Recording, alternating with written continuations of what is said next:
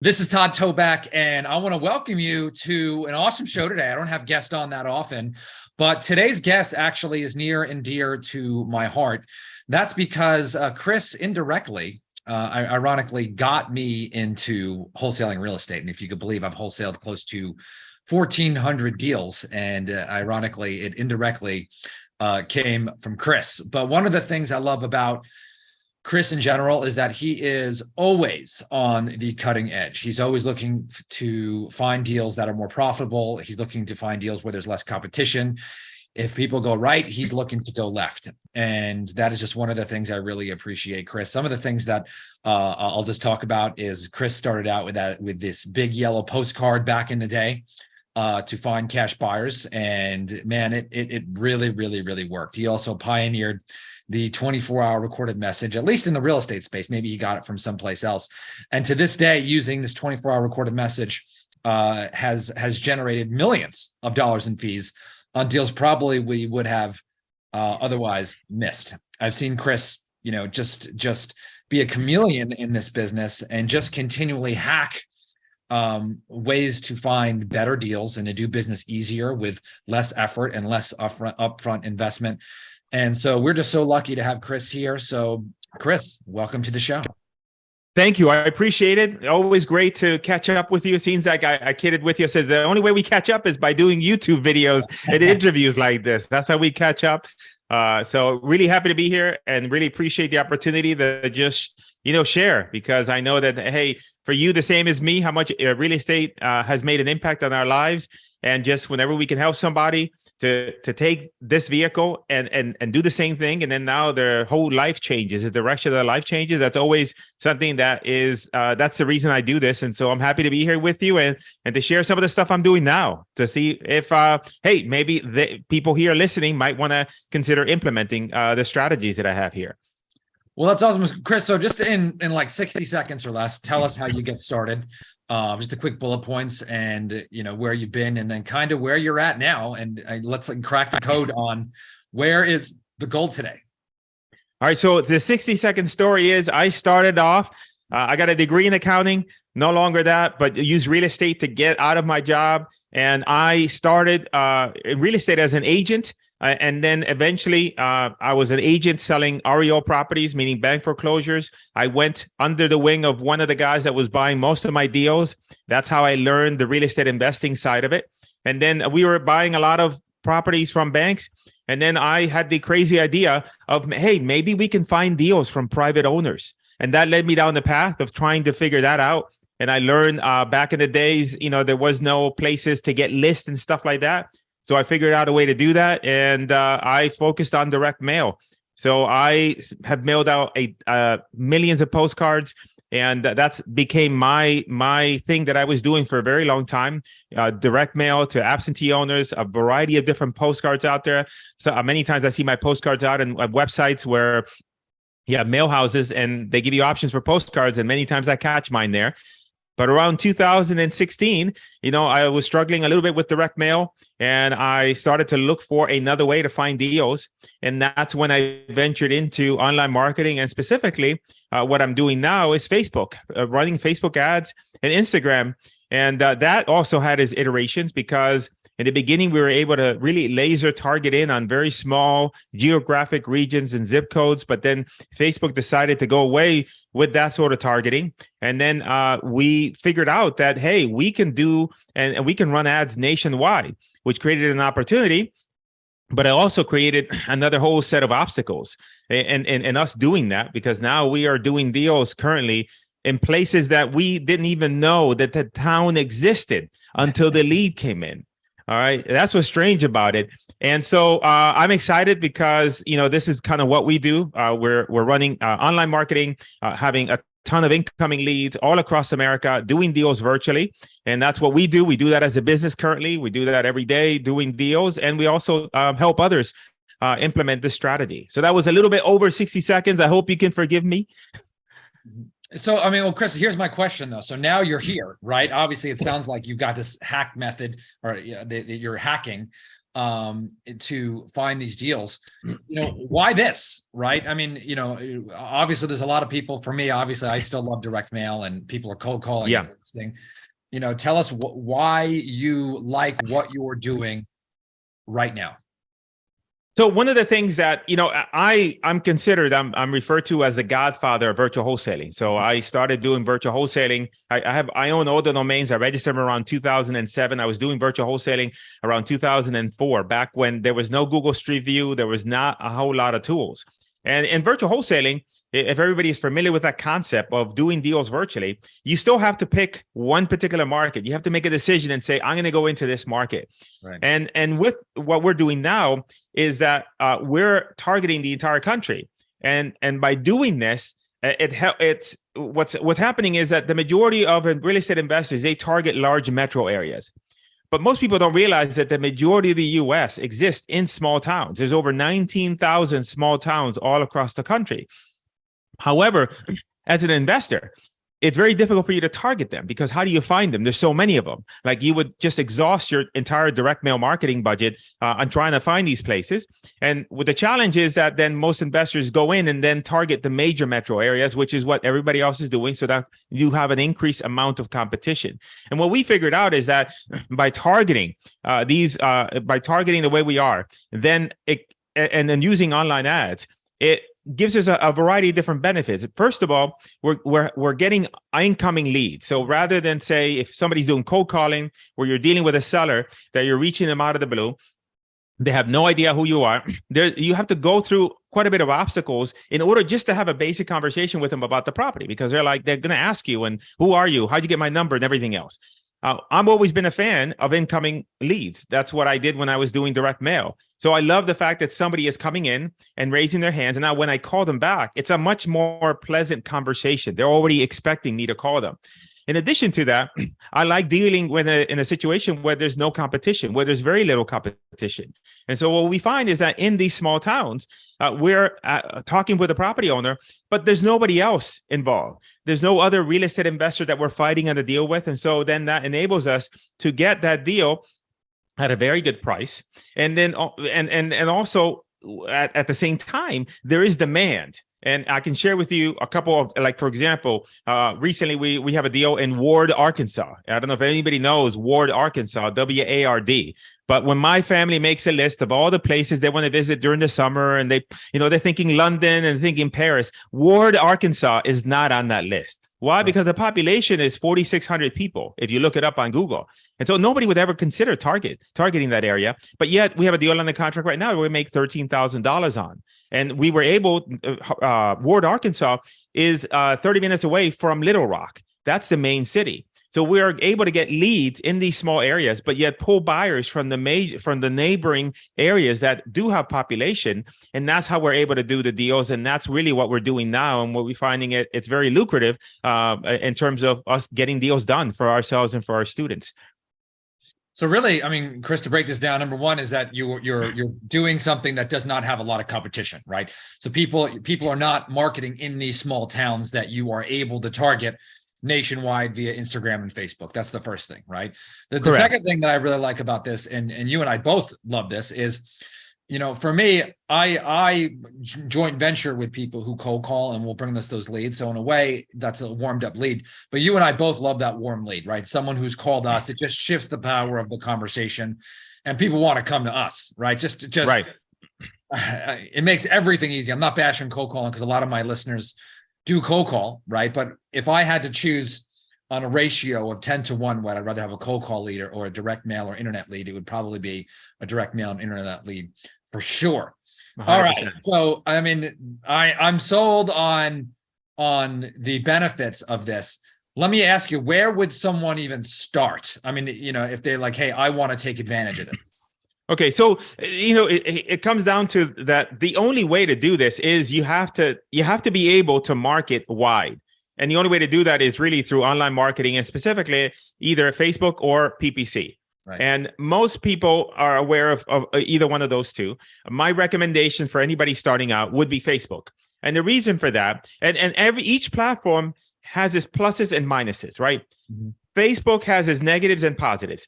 The positive with Facebook is that the cost per lead is relatively low. Students can start with $25 a day. Average the amount of average cost per lead is about $15 ish. Right. So the cost per lead is low. So that's a benefit. When somebody is scrolling through their feed, they're not actively looking for a solution. They're not there yet. And so when you do get a hold of those people, then ends up happening that they're a little bit before they're into that hyper search mode, trying to find a solution to their problem. So that means you're getting them before somebody else does. Those are the benefits.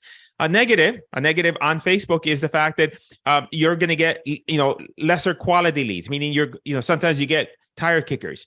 Sometimes you have to, you might have to, try to get a hold of them on the phone 2 or 3 times in order to get a hold of them. Why is that? Because when they're on Facebook, sometimes they're on the toilet, and they're browsing through and they see the ad, they type in their information, but their hands are busy, if you get my drift. So they can't answer your call when you call them, right?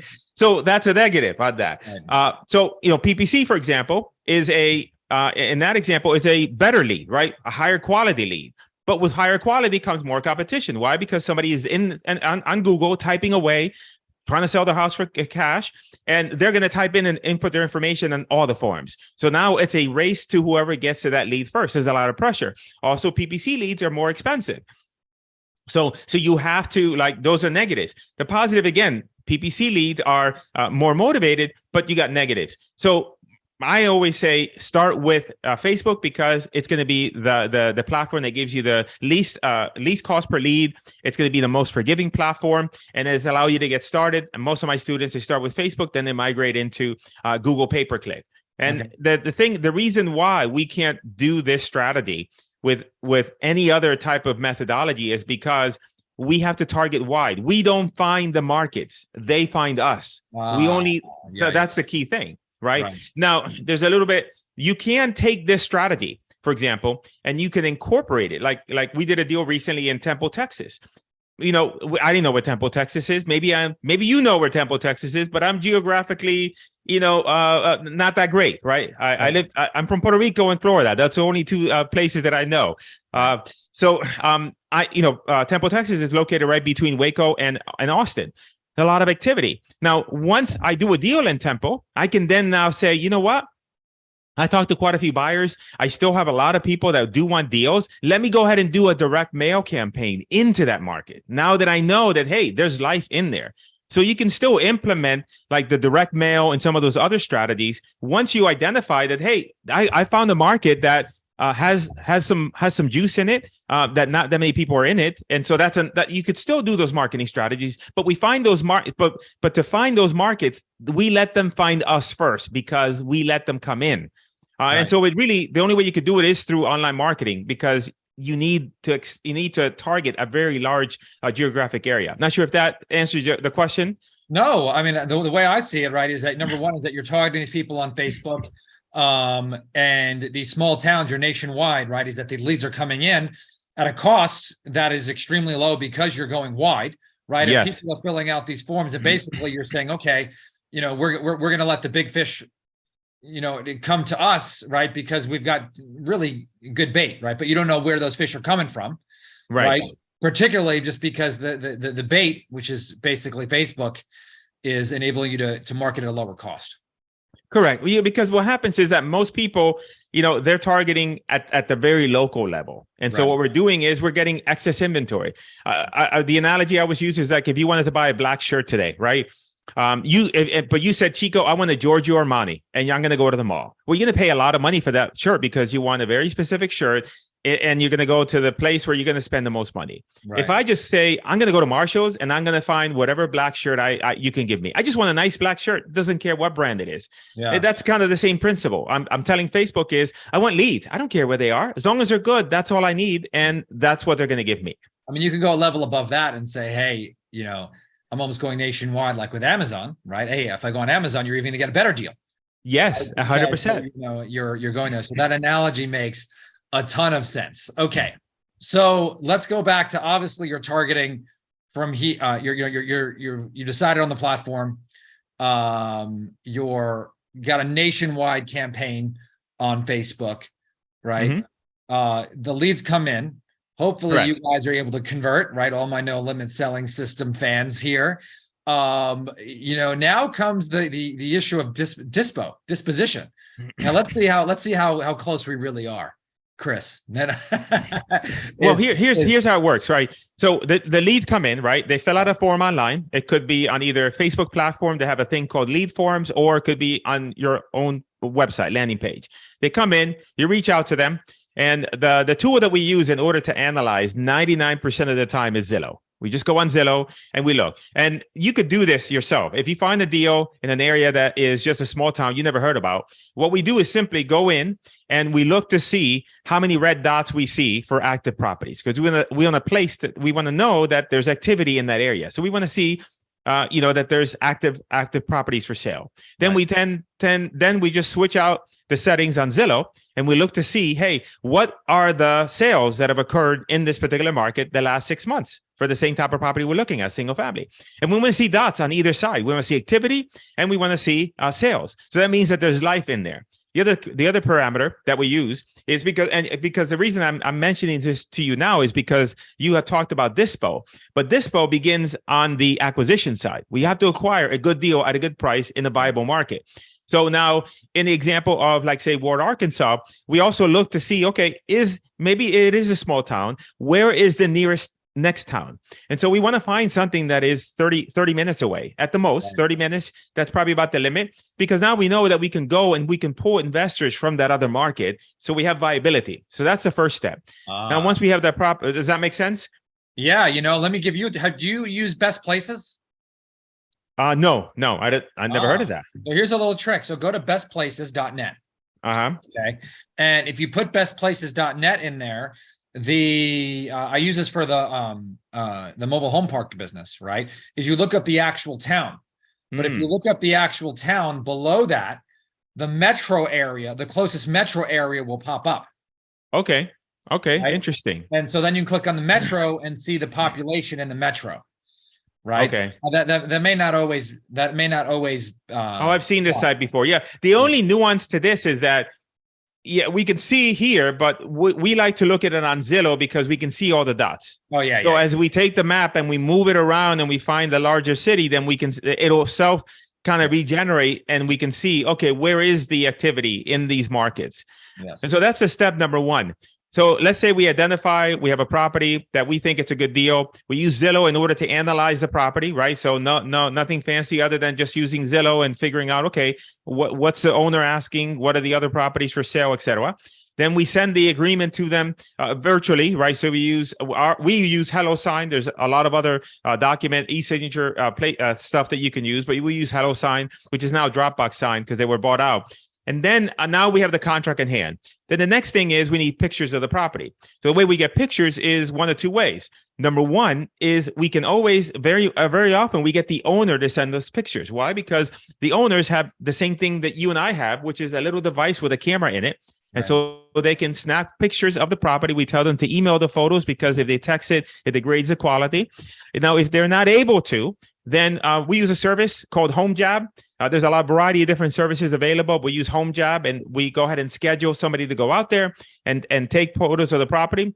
Or if we have Google Street View and we feel that, hey, we've got enough to go on and I think it's a good deal, then we will go out and start finding buyers. But we will ask the buyers to send us photos. So we would say, hey, look, you're the first guy going out there. If you're okay with it, we'll let you go first. Please take some photos, sending us to us. And then we've many times happened where the buyer doesn't want the deal. We do get photos from him. And then we use those photos that we got from him to show to other buyers to be able to sell the deal. And so then now, in terms of disposition, we use a variety of different things, right? And you're familiar with a platform called Investor Lift. So we have Investor Lift. Investor Lift is a great platform to find buyers, although it can be cost prohibitive for somebody starting out brand new in the business because the cost is high. Alternatively, another platform that we use to find buyers is Propelio. So we use either one of those two. Propelio is great if you're on the budget. And then what we're doing is we're looking at the buyers that have purchased a property recently in that area. If that area doesn't have that much activity, then that's where we go into that other town to go ahead and find those buyers. And then if that that typically works pretty much 90% of the time between, finding buyers that are already buying. If not, then the next step would be to go to realtors.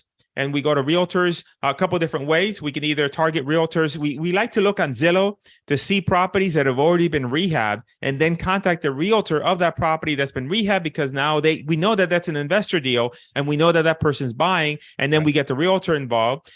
Sometimes the realtor themselves might be interested in the deal because they're listing it and it happens to be their own deal. And then we ratchet down from there, meaning that if we can't locate a buyer doing that, then we'll go to Craigslist. We'll post it on Craigslist, post our deal on Facebook Marketplace. And many of you have heard of that. But predominantly, we try to go and find people that we want professional buyers. We want people that are already used to dealing with us, used to dealing with assignments. So our preference is always to find people that are already bought properties in that area.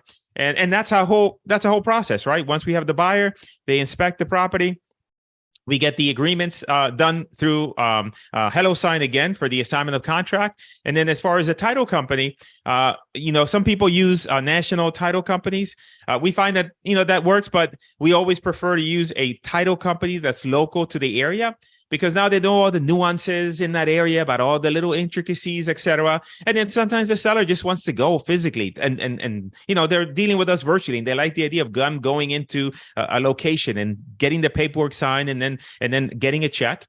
And then at that point, then the deal is closed and we make our money. What's interesting is in these small little areas, I thought you might find this interesting. The title companies, they're very hesitant on sending out wires. Whenever we're dealing with a small town, they want us to jump through hoops in order to get us a wire, meaning they want us to get a letter notarized with our account number. And eventually we just say, can you, or we can send you a check. And we're like, screw it, just FedEx us a check. Which is kind of weird. I think they're afraid of wire fraud or something. Yeah. I do notice that the companies are just getting more and more stringent also. So that's pretty common, not only in the small towns, but in the big towns too. Got it. Okay. So checks are coming back. Interesting. Okay. See, I live in Miami and Broward, and I'm Broward County, Fort Lauderdale. I haven't done a deal in a large metro area in a very long time. So I didn't know that it also applies to the big. We had to notarize our bank account information and where we wired to. Oh, wow. Okay. Interesting. Okay. Not every deal, but we noticed that. Well, that is awesome. Well, geez, I mean, it sounds like you've got a way, number one, to drive down your cost per deal. You got a way that you are not fighting with a ton of investors over the same property. You've got a way that you can find life in the town and make sure that there are buyers in there. You've talked about how to find the buyers, both on Investor Lift and Propelio. Cris, I know that you were going to maybe show us some stuff on the screen, or did you not want to do that? Yeah, I can do that. I can walk through I have some examples of some deals that we have. I got a mix of deals that we have currently pending. So I'm not going to show the addresses, but I can show you kind of more specific details. And I have deals that we actually closed just a week ago, 2 weeks ago. And by the way, if you're listening on the podcast, because this is also going to be on YouTube, I'll just kind of just talk about what Cris is showing us. So go ahead, Cris. Yeah. So let me pull it up, and then let me go ahead and share the screen here. Let me see. You should see the PowerPoint. I'm not going to bring it into full screen, but because we're just going to kind of walk through it. But can you see it? Yeah, I can see it. Okay, so here's a deal, for example, that we got in the outskirts of Lakeland, Florida. For those of you that don't know, it's not a major city, but it's kind of like a bigger city, right? The next biggest city is Tampa, but we got this deal. If you notice, the red dot here is toward the outskirts of Lakeland, so it's kind of in a small area. This is the property on the right hand side. That's the actual property. It's a mobile home. You can tell that it doesn't look that great. And this one here, it's blacked out because we actually have this on the contract right now. But this is a deal that we did, and we picked it up for $35,000, and we assigned it to $35,000 for another $35,000. So that we made $35,000. We're going to make $35,000 on this deal. It's going to close in about a couple of weeks. Here's another one, for example. I don't know if you've ever heard of this place called Swanoa. Have you ever wanted to visit Swanoa? It depends how big the check was, Cris. We should tell your family, honey, I've got a great trip. Forget about London. Forget about Paris. We are going to Swanoa, North Carolina. So this is a deal, Swanoa, North Carolina. Swanoa, North Carolina is located a little bit off to Nashville. So remember how I said that you are going to get deals, and it's a very small area, but next to it, about 30 minutes away, is Asheville. The interesting thing is this is really interesting because I personally think that we're doing a service for these people. This is the house. It's all boarded up. It has been like this for a while. But the problem is, and most people don't realize this, is that when you're doing a deal like this, and the population size in Swanoa is, I think, a little bit over 5,000 people. But you do, and here's the deal on this deal. This is the check was 221. So just recently, last week, and we made $13,000 out of this deal. Now this deal was picked up for $25,000. We picked it up and then we sold it for 38. But think about this. A realtor, like how hard do you think it's going to be for that seller in the middle of nowhere to get a realtor that's going to make 3% off of $38,000, very little money, to really do the things required in order to get the people that property sold? It's going to be tough. It's going to be tough. It's going to be tough. Yeah. So to a certain extent, we're dealing with people that really don't have an outlet. They're not in a major city. They don't have a ton of buyers. Right. So that's where we come in. That's where our kind of our ability to help them, but not only make money, because they don't have an outlet. This person here specifically had this property here for a while, didn't know what to do with it. They happened to see our ad, and now we help move this along, whereas they were stuck with the property. It was boarded up. So that's a thing that I also like, that we're helping people. Here's another deal that we did in Ward, Arkansas. Ward, Arkansas, WARD, a population size of 6,300. Yeah, it's just north of Little Rock, Arkansas. And here, we just got the deal assigned. It's going to be closing March 16th, and we're going to make $10,000 on that deal, right? Our average deal size is 15 across the board. You get the small ones, you get the big ones, etc. Here's one that we close in 3312 North 6th and a half Street in Terre Haute, Indiana. Again, I didn't even know if I'm pronouncing that right. Probably butchering the name, but I didn't know that Terre Haute, Indiana even existed. This deal is near Indianapolis. So it's about 35 minutes away from Indianapolis. Again, a very small area. If you're a real estate investor targeting Indianapolis, you would never think to target all these little neighboring areas, because it's like throwing darts. You don't know if you're going to be wasting your money or not. But on this deal here, we ended up the wire on that one. They sent us a wire. That wire was for $10,000. And then another example would be Bristow, Oklahoma. And this was a deal that we made $11,000. And again, this Bristow, Oklahoma is near Tulsa. So we got the buyer from Tulsa to come in. And again, this is the actual house.